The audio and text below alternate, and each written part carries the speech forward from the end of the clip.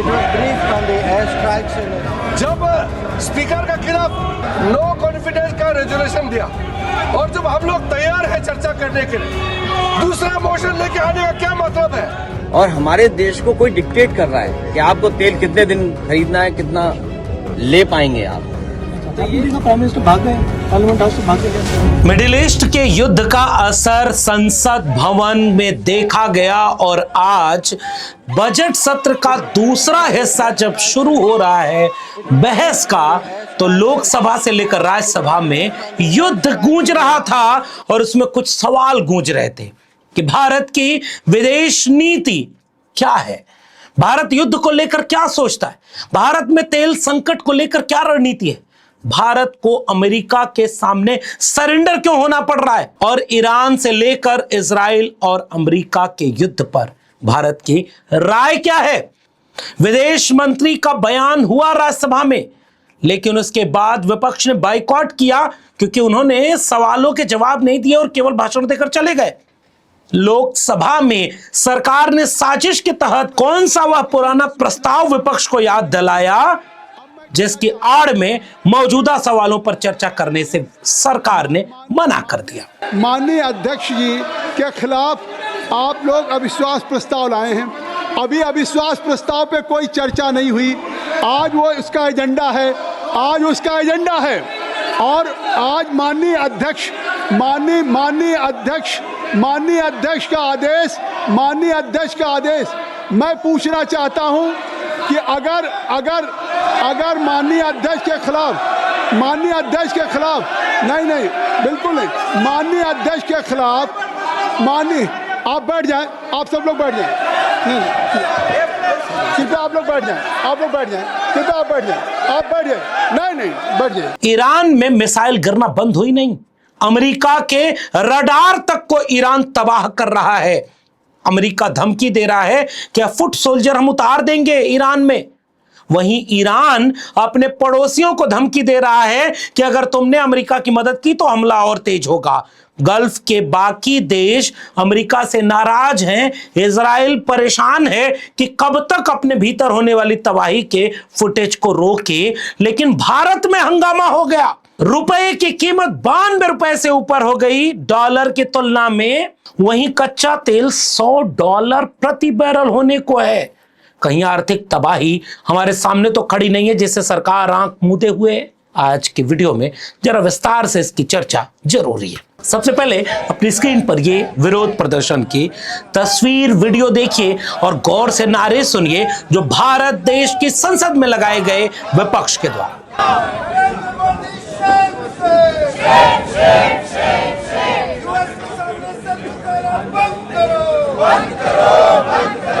इन नारों में आपने सुना कि नरेंद्र सरेंडर क्यों हो गए, विदेश नीति पर जवाब दो, भारत कहां खड़ा है, कहीं एलपीजी गैस का सिलेंडर का दाम क्यों बढ़ाया, और भारत पर कहीं कोई वैश्विक संकट तो नहीं मंडरा रहा।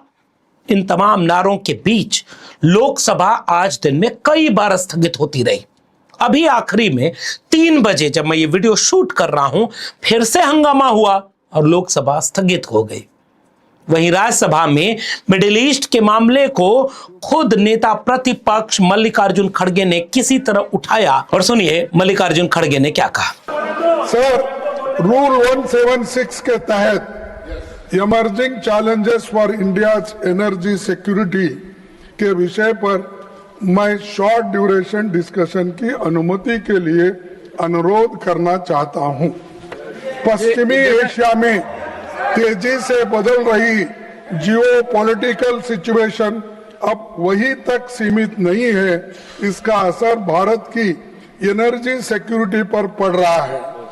भारत की छवि और साख पर भी इसका असर पड़ रहा है। भारत अपनी क्रूड ऑयल की लगभग 55% जरूरतें पश्चिमी एशिया से होने वाले इंपोर्ट से पूरी करता है।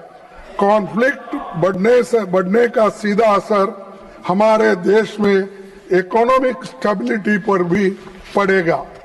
उस क्षेत्र में करीब 1 करोड़ भारतीय काम करते हैं जिनकी सुरक्षा और लाइवलीहुड वहां की स्थिरता पर निर्भर करता है। हाल ही की घटना में कुछ भारतीय नागरिक मारे गए हैं या लापता है। मल्लिकार्जुन खड़गे के बयान के बाद विदेश मंत्री एस जयशंकर का बयान हुआ। अपने बयान में उन्होंने ईरान के सबसे प्रमुख नेता के मारे जाने पर कोई शोक व्यक्त नहीं किया, किसी देश का नाम नहीं लिया, कोई भी बात साफ गोई से नहीं कही। मारे गए लोगों की बात को उलझाते हुए और भारत की विदेश नीति को सुरक्षित बताते हुए विदेश मंत्री अपनी बयान खत्म कर गए। विपक्ष वॉकआउट कर गया। विपक्ष बाहर जाकर यह कहता रहा कि इस तरह के भाषण तो हम रोज सुनते हैं, लेकिन सवाल जवाब होने चाहिए थे, बात होनी चाहिए थी। जो मुद्दे देश दुनिया के सामने उठ रहे हैं, उन मुद्दों पर सवाल जवाब होने के बिना इस तरह के भाषण की कोई अहमियत है क्या?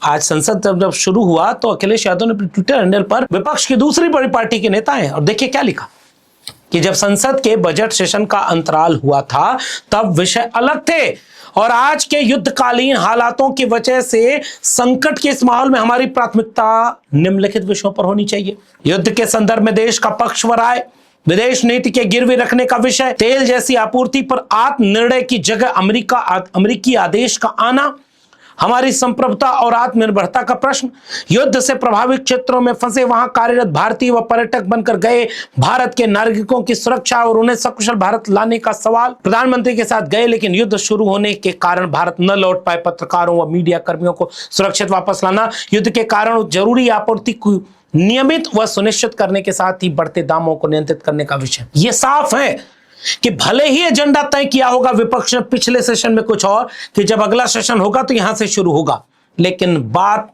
जब हालात की हो तो हालात बदल गए तो गंभीरता से इन बदले हुए हालातों में देश को इन सवालों पर बात करनी चाहिए। यही बात जब संसद भवन के गलियारे में अखिलेश यादव से पत्रकारों ने पूछी तो उन्होंने देखिए क्या कहा। सर, मंत्री ने जवाब दिया। सरकार अपना पक्ष साफ करे कि वॉर को वो किस तरीके से ले रहे हैं, उनका राय क्या है इस पर। और तमाम भारतीय वहां पर फंसे हुए हैं एज ए टूरिस्ट, और भारतीय जो वहां पर हैं वो भी फंसे हुए हैं। प्रधानमंत्री जी के साथ जो जर्नलिस्ट गए थे वो पॉलिटिकल जर्नलिस्ट थे, लेकिन जब उनकी कवरेज देख रहे हैं तो वॉर जर्नलिस्ट बन गए, तो वो कैसे लौटेंगे वापस। और फिर हम आत्मनिर्भर की बात कर रहे हैं, हम अमेरिका का ऑर्डर मान रहे हैं, तो हमारी आत्मनिर्भरता और हमारे देश को कोई डिक्टेट कर रहा है कि आपको तेल कितने दिन खरीदना है, कितना ले पाएंगे आप। तो ये कहीं ना कहीं बहस होनी चाहिए, क्योंकि वो परिस्थितियां दूसरी थी, आज परिस्थितियां दूसरी हैं। इसलिए विदेश नीति पर और जिस तरीके से विदेश नीति नीलाम की सरकार ने, उस पर चर्चा होनी चाहिए। साफ तौर पर अखिलेश यादव ने कहा कि भारत की विदेश नीति क्या नीलाम हो गई है? आत्मनिर्भर होने का दावा करने वाले अमेरिका के ऑर्डर को मान रहे हैं, और इस तरह से जो भारत के गंभीर सवाल हैं इस पर बात क्यों नहीं होनी चाहिए? समूचा विपक्ष इस बात को खड़ा रहा। लेकिन पता है आपको कि सरकार की तरफ से खेल खेल दिया गया, और वो खेल केवल ये है कि पिछली बार लोकसभा अध्यक्ष ओम बिरला इनके रवैये से नाराज होकर समूचे विपक्ष ने नो कॉन्फिडेंस मोशन लाया था, और फिर यह तय हुआ कि इस पर सरकार चर्चा कराए। पिछली बार सरकार चर्चा नहीं कराई। आज जब संसद सत्र का पहला दिन था तो सरकार मान गई, और लोकसभा में जब विपक्ष इन मुद्दों पर, युद्ध के मुद्दे पर, अमेरिका के मुद्दे पर, ईरान युद्ध से जुड़े हुए मुद्दों पर, भारत के एलपीजी दामों के बढ़ने और तेल आयात, रुपए की कीमत, युद्ध का प्रभाव, विदेश नीति, इतने गंभीर मसलों पर जब सवाल पूछा गया कि जो भारतीय विदेश में फंसे हुए हैं उनको लेकर भारत सरकार की क्या रणनीति है। केंद्र की भाजपा सरकार लोकसभा में इस बात पर सहमत हो गई कि नहीं, पहले लोकसभा स्पीकर पर जो नो कॉन्फिडेंस मोशन विपक्ष ने लाया है पहले उस पर चर्चा कराएंगे। सरकार तैयार है। सुनिए किरण रिजिजू को। जब स्पीकर के खिलाफ नो कॉन्फिडेंस का रेजोल्यूशन दिया, और जब हम लोग तैयार हैं चर्चा करने के लिए, दूसरा मोशन लेके आने का क्या मतलब है? किरण रिजिजू को सुनते हुए आपको समझ में आ गया होगा कि सरकार का मंशा क्या है। पहले सरकार विपक्ष की किसी मांग को नहीं मानती, हर चीज को नकार देती है। कई बार तो सरकार ही सदन नहीं चलने देना चाहती, सत्ता पक्ष। विपक्ष तो अपने जनता के सरोकारी मुद्दों को सदन में उठाएगा, लोकतंत्र में जनता ने विपक्ष को इसी काम के लिए भेजा है, लेकिन इस बार खेल गजब हो गया। ओम बिरला के खिलाफ नो कॉन्फिडेंस मोशन भाई विपक्षी लाया था, सरकार को मौका मिल गया, उसने कहा चलो हम चर्चा के लिए तैयार हैं, क्योंकि जब नो कॉन्फिडेंस मोशन है तो बातचीत तो हो जाएगी, भाषण तो हो जाएगा, अंत में उसका कोई विपक्ष के फेवर में निर्णय नहीं आने वाला, क्योंकि संख्या बल में सत्ता पक्ष भारी है, और जब सत्ता पक्ष भारी है तो इस बहस में विपक्ष को हासिल कुछ नहीं होने वाला। लेकिन विदेश नीति के मसले पर सीधे प्रधानमंत्री नरेंद्र मोदी कटघरे में हैं। भारत की विदेश नीति राष्ट्रीय चिंता का विषय है। लाखों भारतीय जो विदेश में युद्ध की चपेट में फंसे हैं, उनका जीवन एक ऐसा सवाल है जिस पर सीधे बात होनी चाहिए। जैसे रुपए की कीमत डॉलर की तुलना में गिरते गिरते 92 पहुंच गई।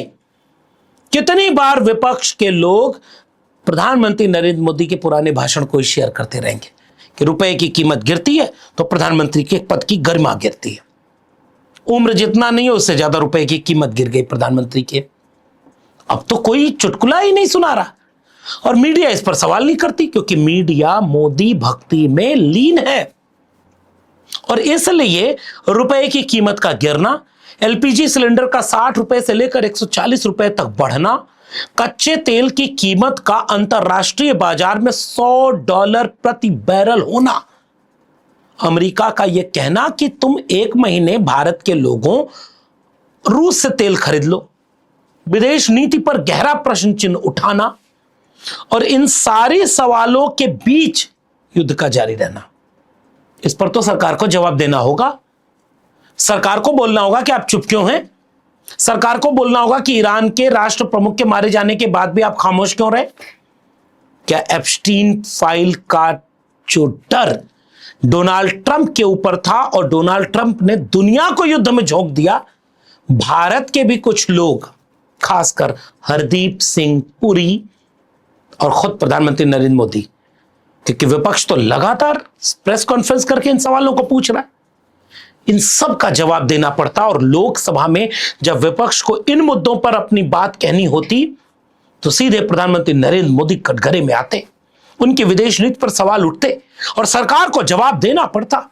सरकार की तैयारी क्या है, सरकार विदेश नीति पर क्या सोचती है, सरकार अमेरिका को उस बयान पर प्रतिकार क्यों नहीं कर रही है, सरकार इस युद्ध में कहां खड़ी है, और इस युद्ध का दुष्परिणाम जो भारतीय नागरिकों के ऊपर होने वाला है, इस झूठ क्यों बोल रही है, और आने वाले दिनों में क्या तैयारी है भारत सरकार की, जो लोग वहां हैं उनकी सुरक्षा की तैयारी क्या है। इन सारे सवालों पर लेकर के उलझन बनी हुई है, इसलिए संसद नहीं चल पाई। और राज्यसभा में तो जब पूरा विपक्ष वॉकआउट कर गया तो जेपी नड्डा खड़े होकर के भाषण पिलाते रहे कि भाई ये तो गैर जिम्मेदार विपक्ष है, ये है वो है। कि विपक्ष का जो व्यवहार है वो बहुत ही गैर जिम्मेदाराना है, बहुत ही गैर जिम्मेदाराना है, और यह निंदनीय भी है। इसको जितनी निंदा की जाए वो कम है। जेपी नड्डा के भाषण को सुनने के बाद आपको समझ में आ रहा होगा कि इस देश में लोकतांत्रिक प्रक्रियाओं को किस तरह से सत्ता पक्ष धज्जी उड़ा रहा है, और सत्ता पक्ष चाहता ही नहीं कि इस तरह की बात हो। लेकिन दुनिया युद्ध के भीषण चपेट में है, अमेरिका फंस गया है, ईरान हार मानने को तैयार नहीं और अपना नया राष्ट्र प्रमुख घोषित कर चुका है, खामेनेई के बेटे को, और एंटीसेप्टर और बैलिस्टिक मिसाइल के युद्ध में अमेरिका बुरी तरह हार रहा है। और वहीं गल्फ कंट्रीज को ईरान ने साफ धमकी दे दी कि अगर आपने अमेरिका की मदद की तो हमले आपके ऊपर जारी रहेंगे, और अमेरिका अपने बचाव संयंत्रों के साथ उन गल्फ कंट्रीज की मदद नहीं कर पा रहा है, वो केवल इजराइल के साथ खड़ा है। युद्ध भीषण रूप से बढ़ता जा रहा है, नए नए मिसाइल नए नए प्रयोग कर रही है। जैसे मीडिया में खबर आई कि ईरान ने अमेरिका के रडार सिस्टम को ध्वस्त कर दिया, और जैसे ही खामेनेई के बेटे को अपना राष्ट्र प्रमुख चुना, एक गजब का मिसाइल प्रक्षेपास्त्र किया। युद्ध बढ़ता जा रहा है, युद्ध पर हम अलग से एक वीडियो करेंगे, लेकिन इसका प्रभाव जो भारत के ऊपर पड़ने वाला है, कहीं भारत की सरकार के द्वारा लचर रवैये और विपक्ष के उठाए गए सवालों को नजरअंदाज करना भारत देश के संप्रभुता और नागरिकों के कल आने वाले भविष्य के लिए महंगाई से लेकर बेरोजगारी, आर्थिक संकट से लेकर के वैश्विक नीति पर इस तरह की सवाल उठना सरकार के लिए मुश्किल बनती जा रही है। इसलिए सरकार के पास रास्ते कुछ नहीं है। सदन नहीं चलने देगी तो सड़क पर विपक्ष बोलेगा और जनता सवाल करेगी, और सवाल का जवाब सत्ता पक्ष को देना होगा। आपके पास इन तमाम बातों का क्या जवाब है, नीचे अपनी प्रतिक्रिया कमेंट बॉक्स में जरूर दीजिएगा। फिलहाल इस वीडियो में इतना ही। वीडियो पसंद आई हो तो लोगों तक शेयर करना मत भूलिएगा। मेरे चैनल को सब्सक्राइब नहीं किया है तो जाते जाते चैनल को सब्सक्राइब करना मत भूलिए। बेल आइकॉन दबाइए, घंटी जैसी आकृति, यह आपको अगली वीडियो की सूचना देगी। अगर आप इस चैनल को ज्वाइन करते हैं तो हमें आर्थिक मदद मिलेगी ताकि हमारी हिम्मत बढ़े। अगर आप इस वीडियो को ट्विटर यानी एक्स या फेसबुक पर देख रहे हैं तो डॉक्टर लक्ष्मण यादव को फॉलो करना मत भूलिएगा। फिर मिलेंगे ऐसे किसी जरूरी मसले पर अपनी टिप्पणी के साथ। तब तक प्रेम बनाए रखिए। बहुत बहुत धन्यवाद।